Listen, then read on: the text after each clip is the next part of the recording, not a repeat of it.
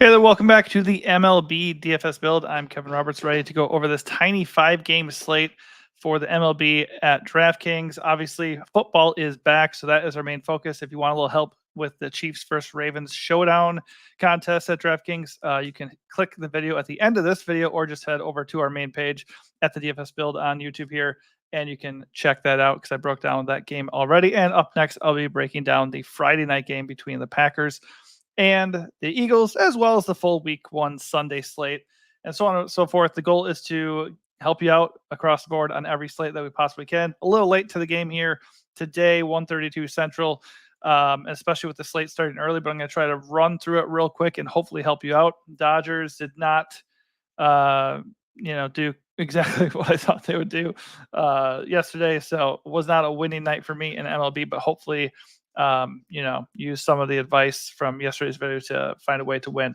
All right, so let's get right into it. If this helps you out at all, please give this video a like.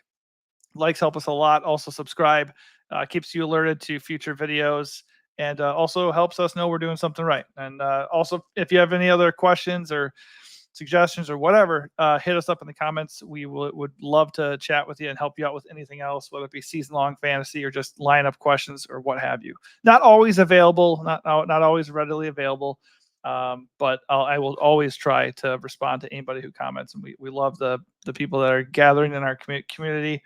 We're growing day by day, and we definitely appreciate that very much. All right, so let's get started here. We got the Nats and the Pirates in Pittsburgh at PNC Park. This is a pitcher-friendly park, and the offenses are not very scary. Pirates are taking on Jake Irvin. Jake Irvin doesn't really walk people, but he also doesn't strike them out, and he's giving up some pretty hefty power, 209 ISO to the left side of the plate.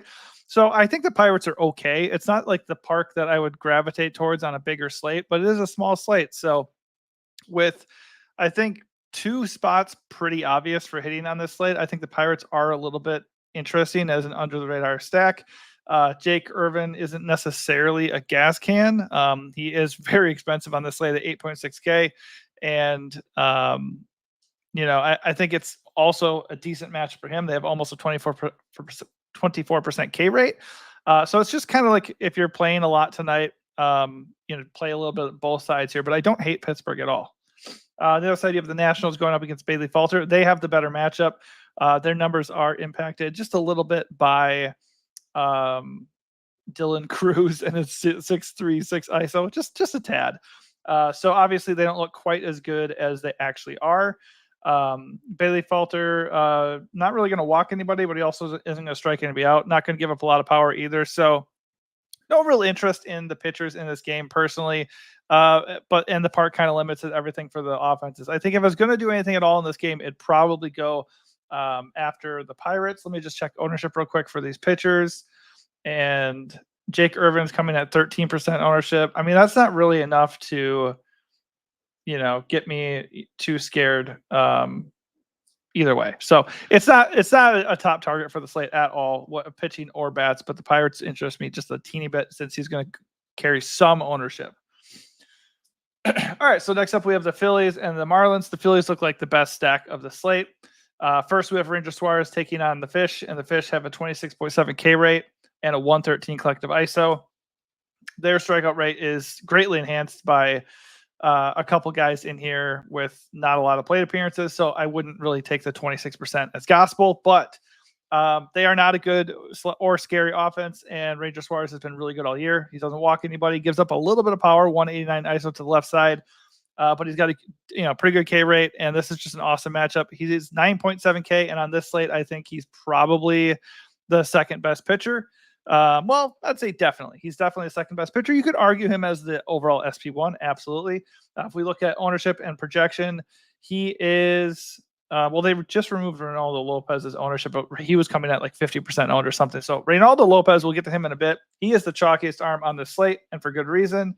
But Ranger Suarez is not that far behind him at 40% ownership, and he has a projection at 17 fantasy points, second best of the slate, just behind Reynaldo. I do prefer Reynaldo, but Ranger Suarez looks awesome, and if you want to pair them together, there's nothing wrong with that. All right, let's kick it over to the Phillies. Phillies bats look great against Adam Oller. He has a 17.9% walk rate against lefties. Small sample size for this year and only 39 plate appearances, but or 39 batters faced rather, but 13.9% against lefties last year. So still very small sample size across the board here. But Philly's got a lot of good lefties that can hit you hard. I mean, Kyle Schwarber, Bryce Harper, Brandon Marsh, Bryson Stott, even Cody Clemens is a 271 ISO and 61 plate appearances. So, and then you can obviously throw in Trey Turner and Nick Castellanos. So JT Realmuto too. So, oh my goodness, like Phillies just look awesome. The only issue with Phillies at all is they probably will be really owned on a 5-game slate. I don't even know if I care about that. And the other issue obviously is price. They're not cheap. But if I can get the Phillies, I'm going to try to, because it just looks like a smash spot. But if you want to get different and you don't want to get different at pitching, then maybe don't stack up the Phillies. All right, next up here, we got the Rockies and the Braves. We got another good spot here. Austin Gomer taking on the Braves. He has given up a lot of power to both sides of the plate. A lot of that is obviously from, pitching in Coors.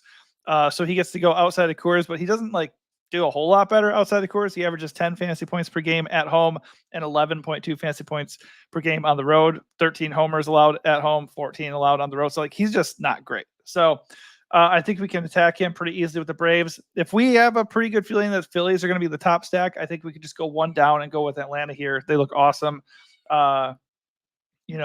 Ozuna, Soler, Olsen, Murphy, Laureano, they look really good. Obviously, they don't have Ronald Acuna, so they're not quite as good, and they don't have Austin Riley in the lineup either.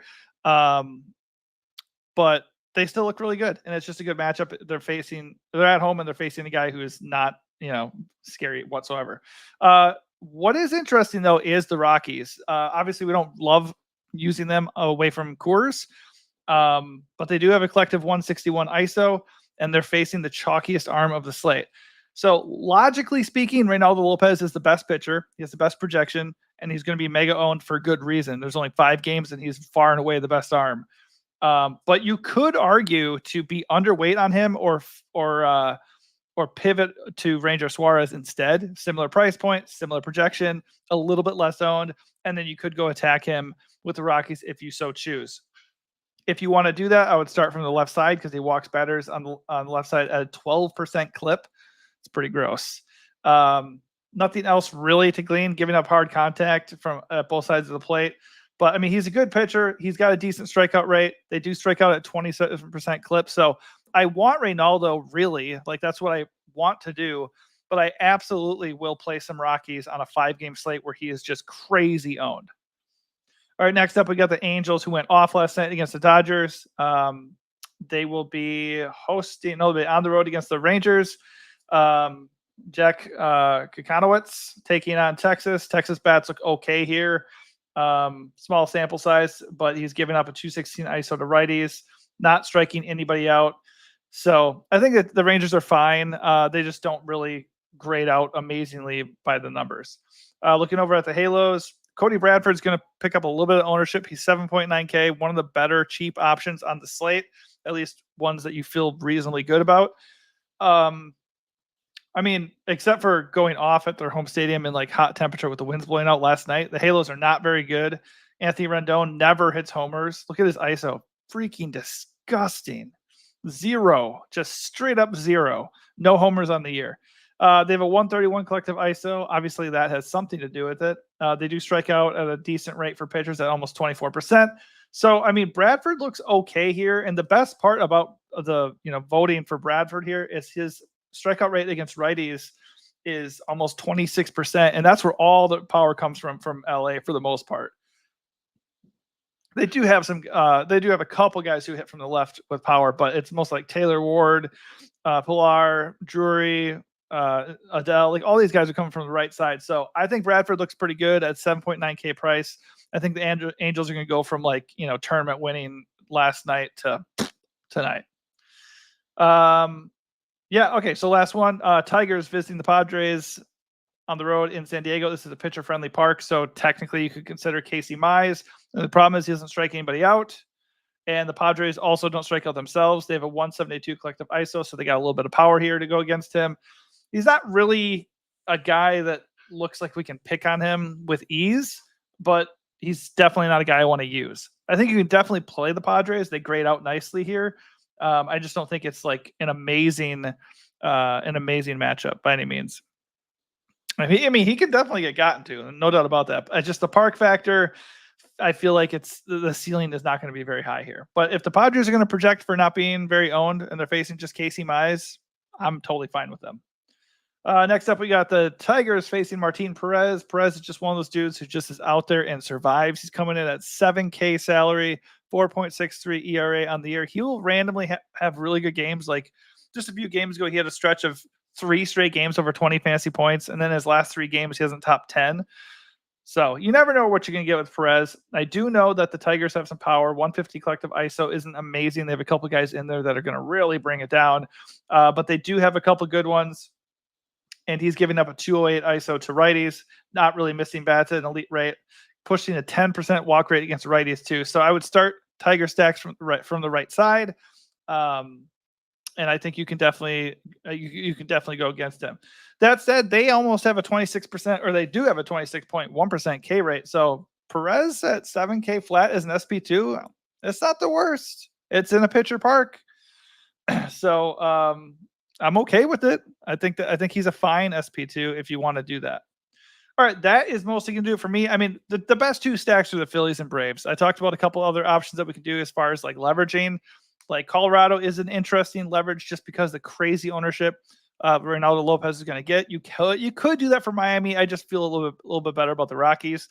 For the most part, my strategy is to get one of Reynaldo or a Ranger, or ideally both, and then land on one of these cheap, bad stacks that I actually feel reasonably good about, whether it be the Tigers or, the Rockies or what have you. Well, it wouldn't be the Rockies if I have both those guys together, obviously.